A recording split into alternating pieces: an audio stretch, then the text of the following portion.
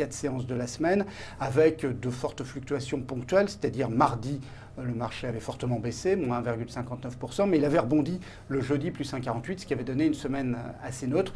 Mais l'événement, c'est bien sûr la forte réaction positive aux résultats des élections du premier tour de dimanche dernier.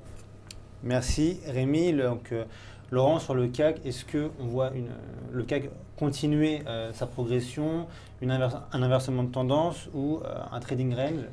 Alors, ce qui me semble important aujourd'hui de souligner, c'est vraiment sur quel horizon de temps vous vous placez. Si vous êtes sur du moyen long terme, il semble que le CAC 40 est dans une dynamique qui pour le moment ne donne pas des signes de retournement pour le reste de l'année. On ne voit pas ça. En revanche, si on rétrécit la temporalité et qu'on regarde ce qui s'est passé ces derniers jours, 4% de hausse sur un gap haussier hier dans des volumes extrêmement importants, il me semble qu'on est peut-être sur un point haut, en tout cas vraisemblablement jusqu'au deuxième tour. Je serais étonné, cela ne veut pas dire que ça ne va pas se passer, mais je serais plus étonné de voir le CAC continuer à progresser que de voir le CAC se replier. Cela dit, comme on l'a souligné, on est dans une dynamique qui est haussière, mais donc le timing va être important pour les prochains jours. Et je pense qu'il est judicieux d'accompagner cette hausse du CAC, mais peut-être sur des zones de prix inférieures. Alors maintenant qu'on a posé le décor, on va regarder rapidement ce que dit le graphique. Vous le voyez, on est donc dans une tendance qui est haussière. On a rejoint des niveaux de 2015, voire même de 2008. On a un CAC 40 qui a fait hier donc un nouveau sommet annuel. Et la bonne nouvelle, malgré tout, c'est que cette très forte émotion qui vient après ces résultats du premier tour du scrutin, eh bien cette émotion reste positive. C'est-à-dire qu'on aurait pu assister à un feu follet, hier une forte hausse, et puis ce matin, des investisseurs qui se réveillent en se demandant si vraiment ils ont bien fait de payer avec une forte baisse. On ne voit pas ça. On voit un CAC qui tient le choc. On voit que ça consolide autour des niveaux actuels. Ça veut dire qu'on a manifestement un consensus qui a évolué avec une psychologie collective qui est malgré tout positive. C'est pour ça que je pense qu'il faudra peut-être être très fin tacticien et attendre un repli, mais que de toutes les façons, on ne devrait pas réintégrer, vous voyez, cette zone préalable de consolidation. Alors, le prix idéal que je recommande, ça serait, vous le voyez, sur ce niveau de résistance qui a été dépassé autour de 5140, 5175. Ça représente un peu plus de 2% de baisse. Moi, je pense qu'on devrait assister cette semaine à une douce glissade du CAC vers ces niveaux. Et là, pour le coup, on pourrait accompagner cette tendance qui est haussière et rentrer donc sur un prix de revient finalement beaucoup plus intéressant. Donc, vous l'avez compris, en synthèse, haussier sur le CAC. Nous étions d'ailleurs la semaine dernière également haussier sur le CAC. On peut attendre, vous voyez cette flèche coudée, on peut attendre un petit repli pour acheter un turbo call de code SX75B. Un turbo call de code SX75B dont le prix d'exercice et la barrière désactivante se situe à 4975, ce qui procure un effet de levier à ce produit qui est proche de 20. Ce produit arrive à échéance en juillet 2017 et vous pouviez l'acheter ce matin à 2,23 € lorsque le CAC cotait 5273 points. On enchaîne donc pour le bilan de la semaine avec ce qui s'est passé donc outre-Atlantique. Oui, plus globalement sur les marchés internationaux. Alors d'habitude, c'est Wall Street qui dicte la tendance sur toutes les places mondiales. Et bien hier, ça a été Paris, puisque il y a eu un effet d'entraînement très clair sur les autres grands marchés européens. Le DAX a gagné 3,37% hier. Et puis même sur les marchés américains, alors avec un effet un peu moins fort, mais le Standard & Poor's a gagné 1,08% et 1,8% sur la semaine. Et puis le Nasdaq a été en progrès un peu plus fort, plus 1,24%. Puis surtout, il a atteint des sommets historique. Donc, en effet, Paris a été directeur sur les marchés mondiaux hier. Je pense que ça ne va pas durer. Très bien. Laurent, lui, a décidé de nous parler de l'indice Nasdaq 100. aujourd'hui? Oui, alors, deux choses. Je vais réagir à propos de Rémi, puis on va effectivement parler du Nasdaq. Pourquoi le Nasdaq? Bien, Rémi l'a souligné, il est plus fort que le S&P. Quand on choisit un actif, il faut toujours essayer de jauger la force relative de cet actif par rapport à des actifs équivalents. En l'occurrence, quand on regarde le S&P et le Nasdaq, on voit que le Nasdaq est sur des plus hauts historiques, contrairement au S&P qui est toujours en consolidation. Donc, si on veut payer un indice américain, on va prendre le plus fort. Juste pour rebondir rapidement sur ce qu'a dit Rémi, je voudrais non pas le contredire, mais apporter un élément complémentaire d'information qui est la surperformance des indices européens face aux indices américains. C'est une surperformance qui ne date pas d'hier et donc de cette forte volatilité sur les indices européens. On a manifestement des opérateurs internationaux qui reviennent sur les marchés européens. Quand on fait justement le ratio des indices européens et des indices américains, on voit un ratio qui monte, autrement dit un numérateur qui progresse plus vite que le dénominateur. Il y a de l'argent qui arrive actuellement en Europe. On a d'ailleurs, Rémi, une conjoncture en Europe qui s'améliore et on a donc des opérateurs qui arbitrent et qui reviennent progressivement, ça se voit assez bien sur les charts, vers l'Europe. Et ça rejoint ce que vous avez dit sur l'analyse graphique du CAC 40, c'est-à-dire c'est un élément supplémentaire qui peut pousser à moyen terme à une hausse de l'indice puisque ça s'ajoute à l'effet conjoncturel et à l'effet résultat des entreprises qui sont plutôt bons. Tout à fait. Mais ça, on va en reparler tout à l'heure.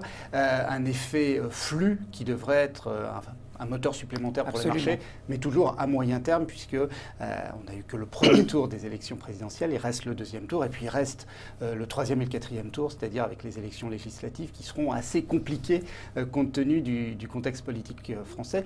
Et puis je préciserai, vous parlez du Nasdaq 100, et souvent on parle du Nasdaq tout court, du Nasdaq Composite pour les publications d'indices.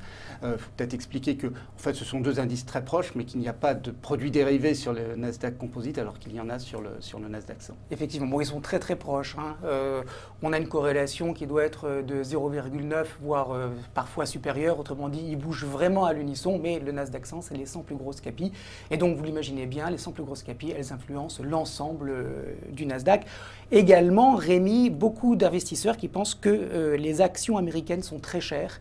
Et c'est ce qui explique aussi les arbitrages qui ont lieu actuellement vers des actions européennes. Voilà, donc cela dit, on va passer maintenant concrètement au Nasdaq 100, qui est donc plus fort que le S&P, qui vient de faire un plus haut historique contrairement au S&P. Ce qui m'a plu sur le Nasdaq, c'est donc l'inscription de ce nouveau sommet, donc un indice qui est fort. A priori, on achète des actifs qui sont forts. Par ailleurs, on a un indicateur technique, le MACD, je vais peut-être zoomer un petit peu pour vous permettre de mieux voir, qui se retourne à la hausse. Autrement dit, on a potentiellement une reprise de la tendance haussière après cette phase de consolidation latérale qui dure depuis la mi-février. Une tendance qui devrait donc, a priori, repartir. Là, encore une fois, je ne m'attends pas à beaucoup de vitesse, mais en tout cas, si on veut se positionner sur les marchés américains, on a par ailleurs un euro qui s'apprécie, ça peut être également un élément de réflexion supplémentaire, eh bien le Nasdaq est à privilégier par rapport au S&P. Donc le Nasdaq, pour revenir concrètement à une opération pour accompagner cette tendance, j'ai choisi un Varan Call de code SI42B avec, vous le voyez, puisqu'on est sur des plus hauts historiques, nous sommes sur des zones de prix qui n'ont jamais été traitées, donc les prochains objectifs sont tout théoriques, ce sont des résistances trouvées par des extensions de ratio de Fibonacci à 5595 et 5670. On devrait se diriger tranquillement vers ces niveaux dans les prochaines semaines. Merci Laurent. Donc effectivement, un Varan Call de code SI42B avec un prix d'exercice à 5600 points arrivant à échéance en septembre 2017. Son effet de levier est de 17,55 et son delta est à 44, ce qui en fait un produit adapté. Vous pouviez acquérir ce produit ce matin à 1,28 €. J'en profite pour vous rappeler que les Varans et les turbos qui ont une échéance sont échangeables jusqu'à la veille de leur échéance. On arrive au troisième point de ce bilan de la semaine, donc un baril du pétrole qui repart à la baisse. Oui, et puis je me suis dit qu'il fallait mettre pas uniquement des indicateurs positifs, donc j'ai cherché un indicateur qui baissait, c'est le pétrole effectivement. Il a rechuté assez fortement, puisque le Brent est revenu sous les 52 $ le baril, donc une baisse importante. On se souvient qu'il y a quelques semaines, on en avait parlé, le Brent avait fortement baissé, il était revenu sur les 50, il avait bien rebondi, d'ailleurs vous l'aviez plutôt bien prévu Laurent, et ensuite là, la semaine dernière, il y a eu des séances assez violentes de baisse, donc un pétrole toujours incertain, alors on est toujours au-dessus de la barre psychologique des $50, mais on voit qu'il a du mal à aller vraiment plus haut, et puis si on continue du côté de ces biens en dehors du marché, on constate que l'euro a lui aussi clairement profité des élections, du résultat des élections, puisqu'il est quasiment à 1,09 face au dollar. Merci Rémi. Laurent, donc l'euro-dollar, lui, est en hausse. Oui, l'euro-dollar est en hausse. Il a bénéficié donc encore une fois des élections présidentielles. Nous vous rappelons que nous étions déjà haussiers sur l'euro-dollar la semaine dernière. Il y a une dynamique très lente qui existe, même si vous le voyez, on est plutôt dans ce que j'appellerais une consolidation haussière. Je suis plus à l'aise pour parler d'une consolidation haussière plutôt qu'une tendance haussière, parce que vous le voyez, c'est quand même très mou sur l'euro. Alors, il y a beaucoup de choses sur mon graphique, il y a beaucoup d'éléments techniques sur cet euro-dollar. On va essayer d'aller vite et de les hiérarchiser. On a d'abord une moyenne mobile à 200 périodes qui a été dépassée hier, c'est important. Plus important encore, on avait une résistance ici, je vais zoomer un petit peu pour vous permettre de voir parfaitement ce dont je parle, une résistance à 1,0860 qui est actuellement en phase de dépassement. C'est également un élément qui est positif.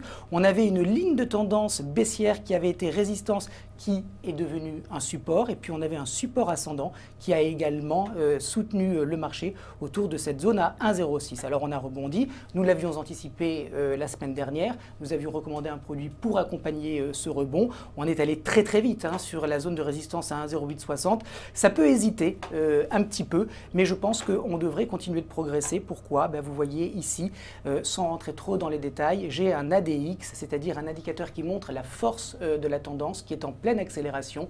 Autrement dit, on devrait avoir un euro qui continue de s'apprécier face au dollar, même si, encore une fois, on peut avoir autour de cette zone ô combien importante un petit peu d'hésitation. Si on avait un repli vers 1,0850, ce serait une opportunité de rentrer sur ce marché. Il peut ne pas y avoir de repli, on peut directement continuer. Donc à vous de voir, mais en tout cas, ce qu'il faut retenir, c'est qu'on a un euro qui est dans une dynamique d'appréciation face au dollar. Un président américain qui répète de manière fréquente que le dollar est trop cher et qui veut le faire baisser. Donc on a a priori un scénario positif. Alors le a priori est très important, il faut toujours rester mesuré et ne pas être catégorique sur les marchés, mais a priori, il me semble qu'on peut tabler sur une continuation de cette appréciation, même si elle ne sera pas, à mon sens, très rapide. Donc, dans ce contexte haussier sur l'euro-dollar, j'ai choisi un Varan Call de code SK 00 ou OO, 00. J'hésite toujours. SK00B, Mathieu. Donc ce Varan Call de code SK00B avec un prix d'exercice à 1,11 $, arrivant à échéance encore une fois en septembre 2017. Son delta est à 43,45, donc toujours un produit adapté si vous anticipez une hausse de l'euro-dollar, et l'effet de levier est lui à 25. Ce produit pouvait être acheté ce matin à 1,75 €. On a fini avec le bilan de la semaine, on passe vers notre prochaine rubrique, donc ce sont les tops et les flops.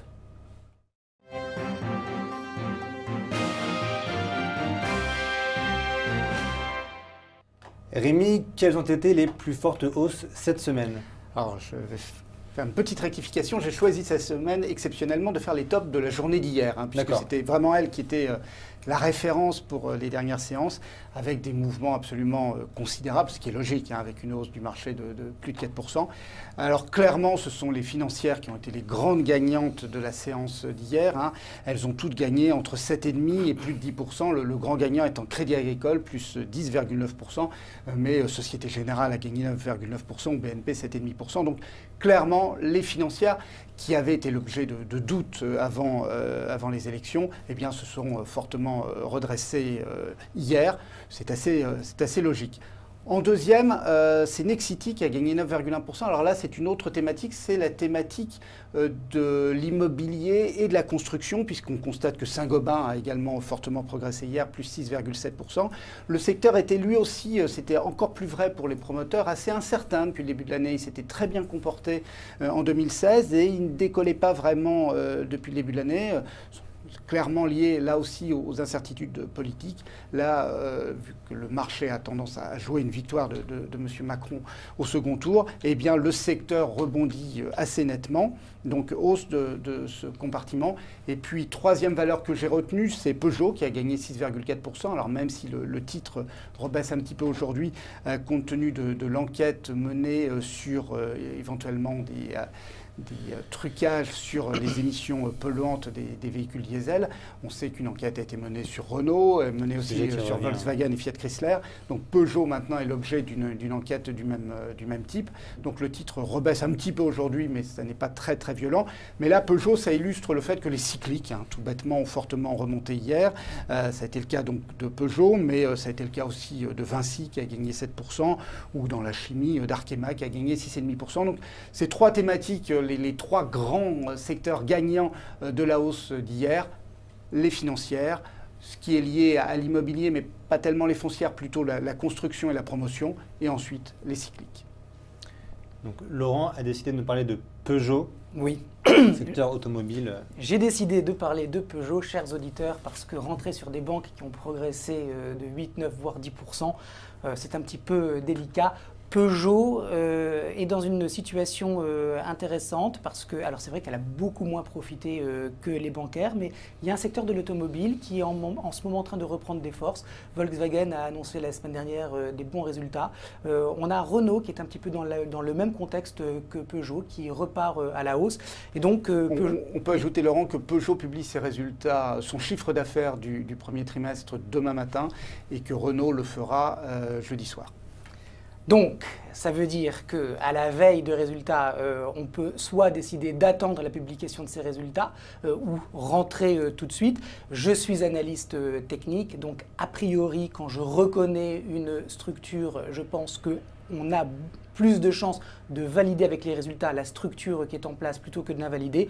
On est sur un titre qui est fort avec Peugeot, même si effectivement on avait une consolidation depuis le mois de mars que vous voyez ici. On en est sorti avec un gap haussier.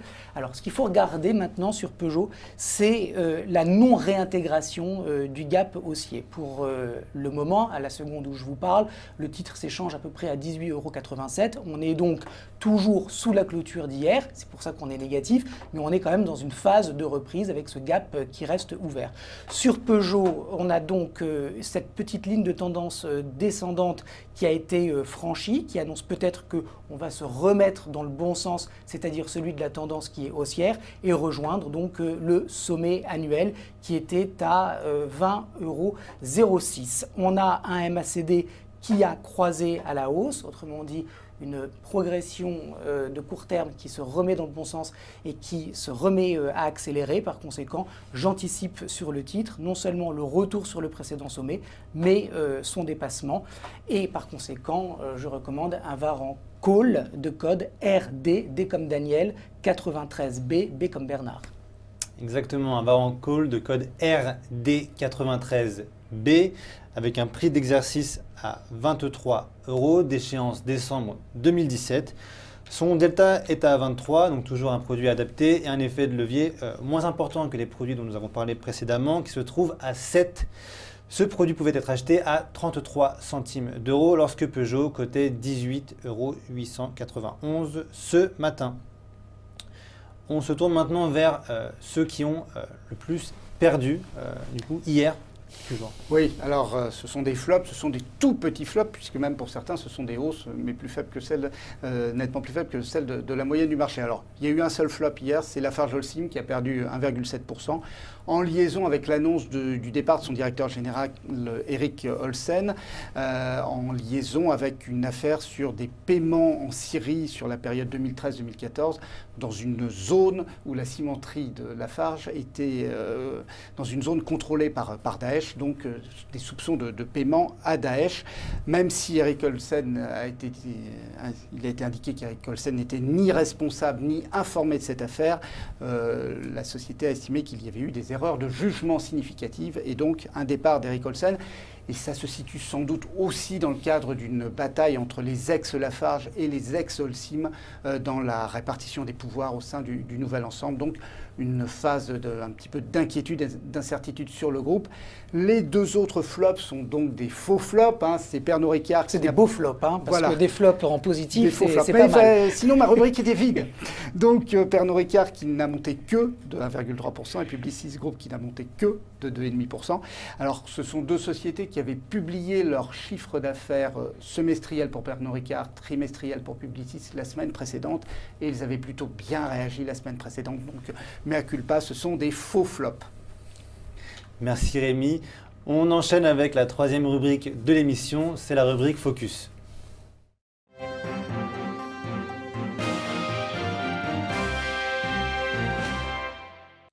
Alors Rémi, vous avez décidé de nous parler des grandes publications donc, de cette semaine. 18 sociétés du CAC vont publier. C'est une semaine infernale pour les journalistes et les analystes.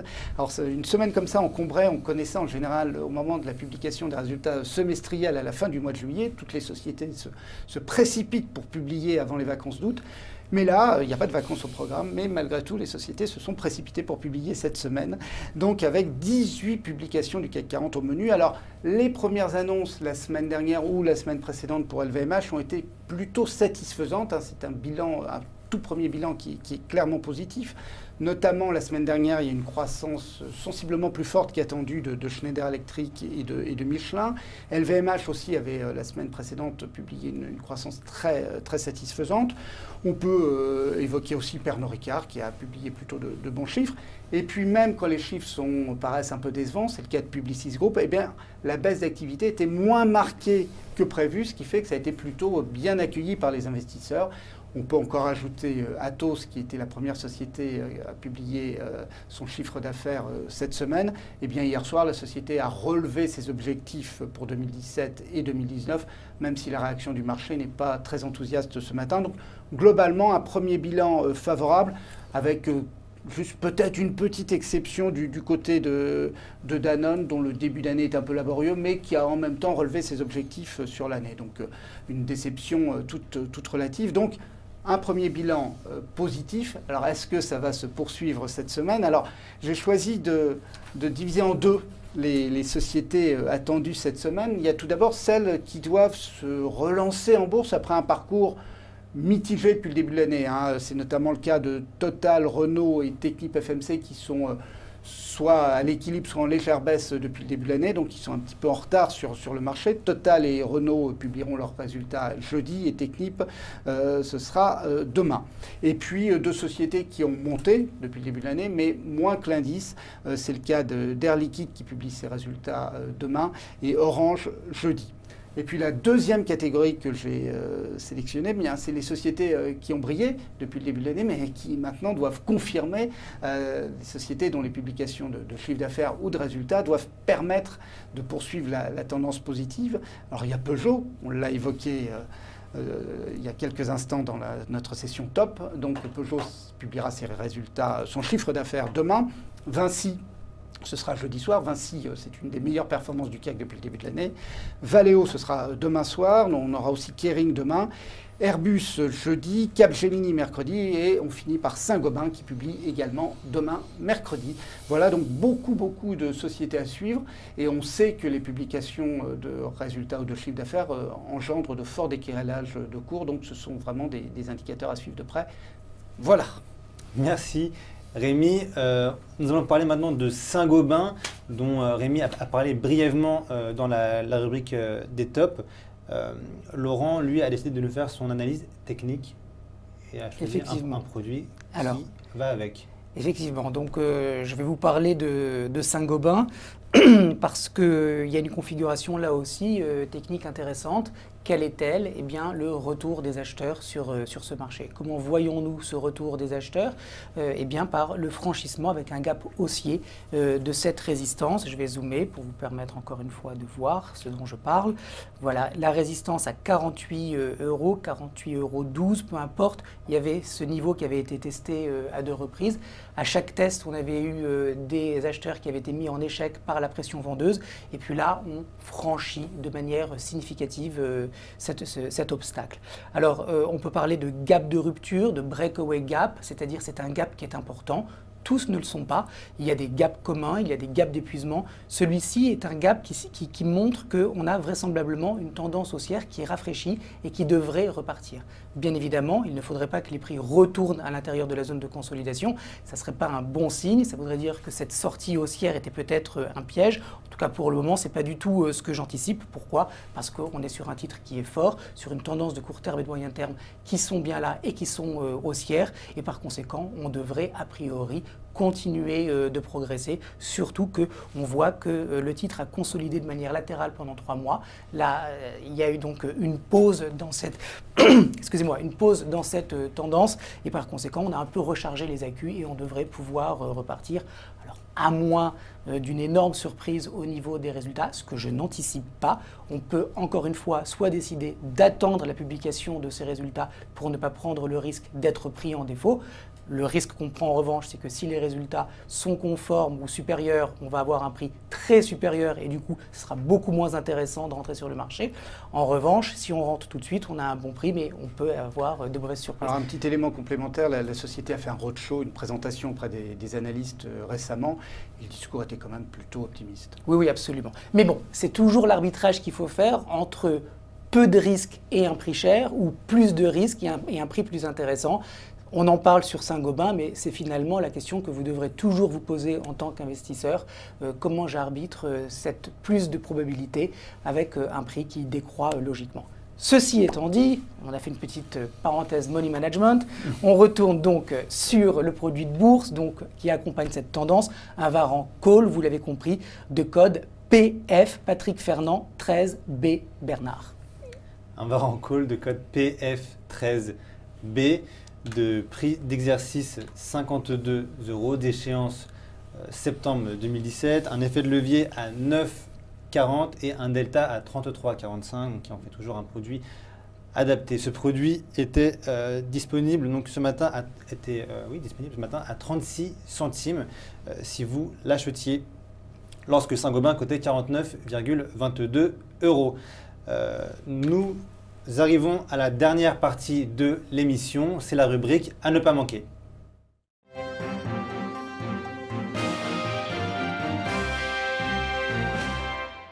Alors, que faudra-t-il suivre cette semaine, Denis? Rémi, pardon. Alors, du côté de l'économie, aux États-Unis, c'est la semaine des indices de confiance. Alors, on commence par l'indice de confiance du consommateur du mois d'avril, publié par le Conference Board. Ça, ce sera pour cet après-midi à 16 h.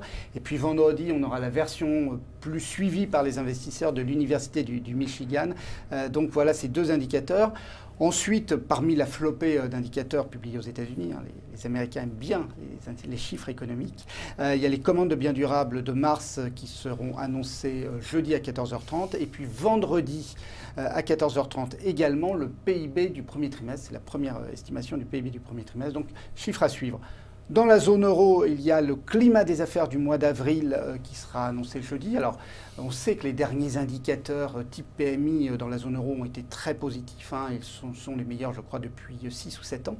Donc, des éléments très favorables. Donc, ce climat des affaires est à suivre de près.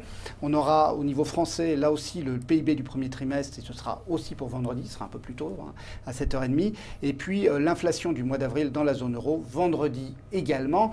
Je finis ce calendrier économique par le Conseil des gouverneurs de la Banque centrale européenne. Alors, on n'attend pas de grandes nouvelles, que ce soit sur l'évolution du quantitative easing ou sur l'évolution des taux, mais on écoutera quand même le discours de M. Draghi, qui aime bien les petites phrases, et savoir un petit peu quelle sera la tonalité de son discours. C'est important en cette période électorale en France.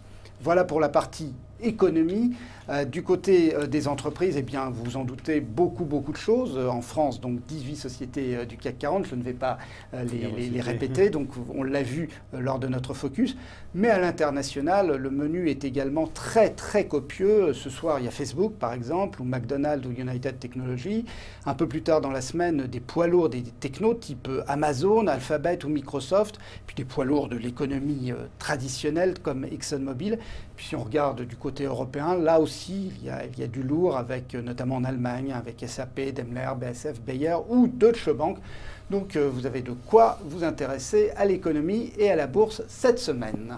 Merci Rémi et merci également à Laurent, puisque c'est la fin de notre émission, donc j'en profite pour remercier tous les deux.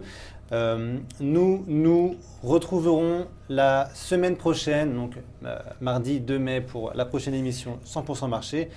Et vous retrouverez Laurent jeudi avec Falco pour la revue technique des marchés. Restez formés, hein, nous avons mis à votre disposition sur notre site des brochures et des vidéos pédagogiques pour que vous restiez formés et que vous sachiez comment fonctionnent les produits financiers sur lesquels vous investissez.